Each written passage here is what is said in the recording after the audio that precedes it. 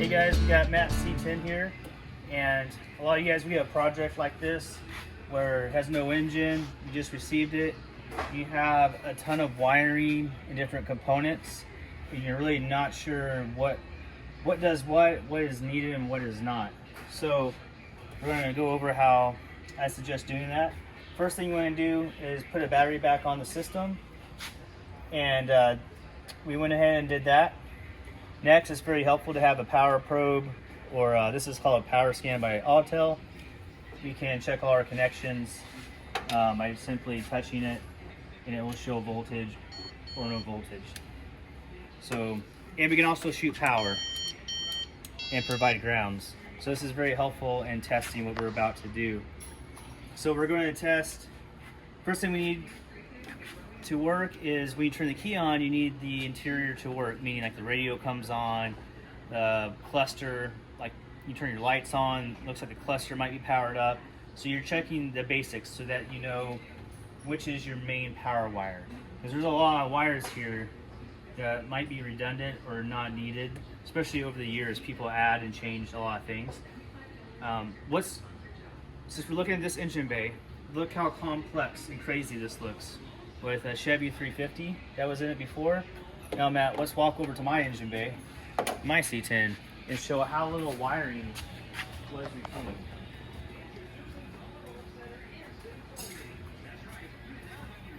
So now you have a very modern engine with tons of wires, but you don't see anything.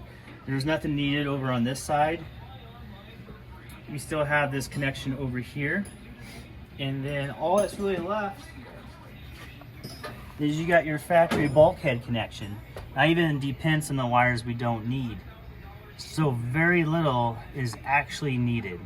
So just look at this, figure out what you want to keep and not keep. Like we deleted AC because we're going to use an aftermarket system, so that's not needed. This little loom right here, that's all it's needed to run your headlights and turn signals, and a few grounds in it. That's pretty much it. Those wires right there, the yellow and green, plus two others, that's your brake and turn signals and park lights, all that stuff. Very simple. And this other clump of wires right there, that's what it does your front engine bay, your headlights and turn signals and whatnot. Up here you'll have a starter solenoid output. Very important. I'm going to show you how to test that and then mark it. That's what you're going to connect to your harness so your starter will turn over. And then you have a power input. So not a whole lot. Very simple. So way different on engine bay. And I have not spent a lot of time on this. Matt's is a newer model, so I'm sure that's why there's some extra wires and stuff like that.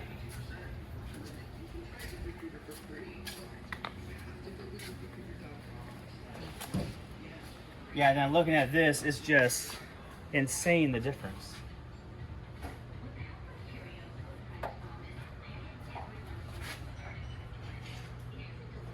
So since we're talking about this, Matt, we are retaining this AC for now. Yes.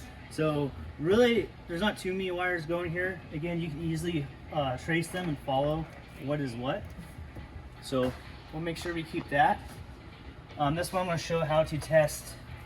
I'm not sure if this is water temp or oil pressure, but I'll actually going over here, the resistor. Coil, that's where the coil is. And then it comes over here.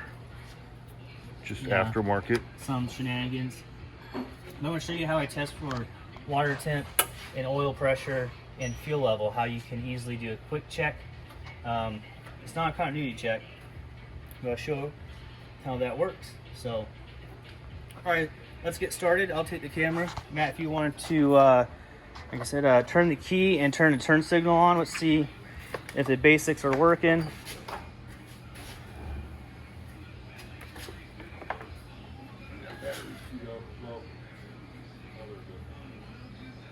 All right, so we have turn signals. That tells us a lot right there, that the ignition is working, and we have power going to the interior of the vehicle. All right, what all? The battery gauge is working. Okay. And you can turn the fan, radio and fan. All right, radio works. What about the fan? No, I couldn't get it to come on. It's not coming on? Okay, that's fine. Okay, so next we're going to go ahead and get our signals marked for the starter. So what Matt's going to do, when I tell him to, he's going to pretend like he's starting the vehicle.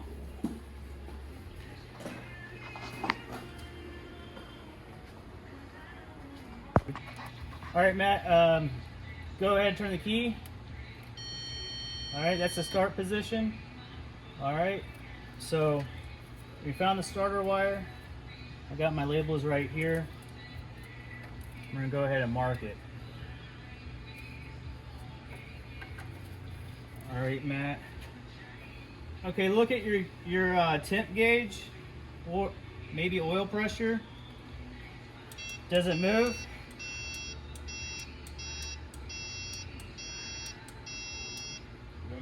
Dakota Digital, but some people make their stuff work. So they put a switch in it. All right, go ahead.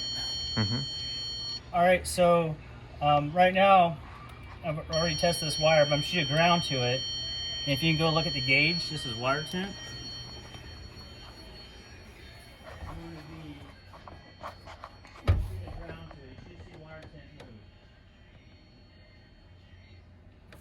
Can you see it move?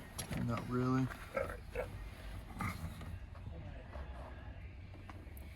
Go ahead and do it again, Mitch.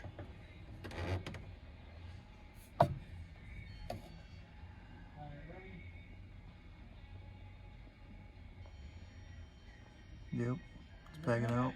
Yep. Okay, so there's that. And this one is the choke. Choke. Alright, and now we got oil pressure.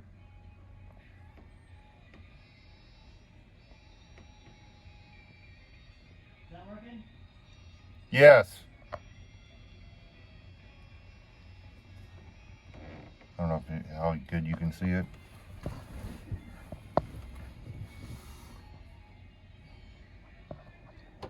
No, not really. Alright.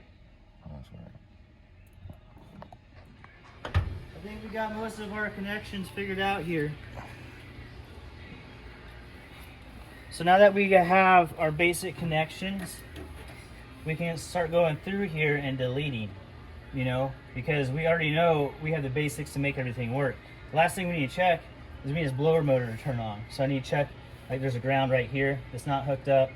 So we'll go check that. Once the blower motor is responding and working, then we're free to start slicing and dicing, cutting up wiring, because the battery's going to be over here, the alternator will be on this side, and we can do some tidying up.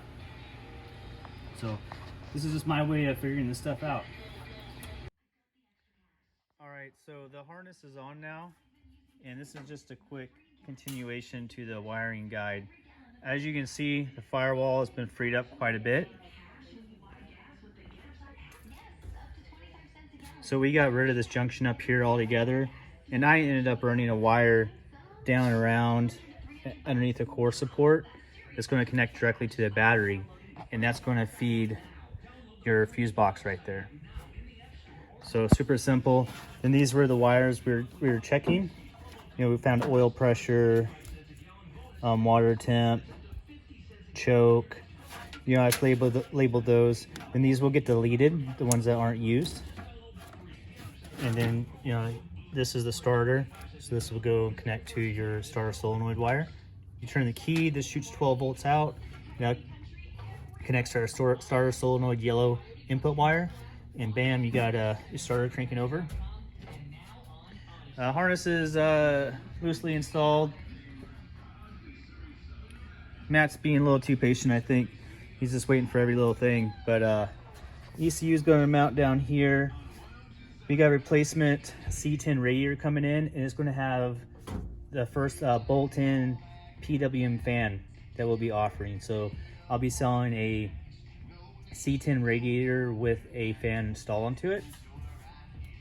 And it's going to be a single fan that's a rectangle made by Spall. And we'll give plenty of cooling. It won't be too thick or anything.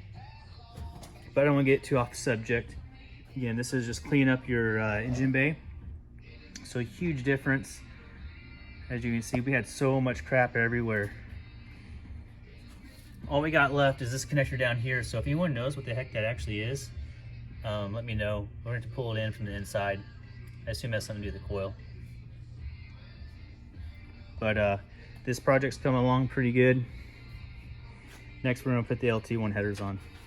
But that's for another video. Thanks for watching.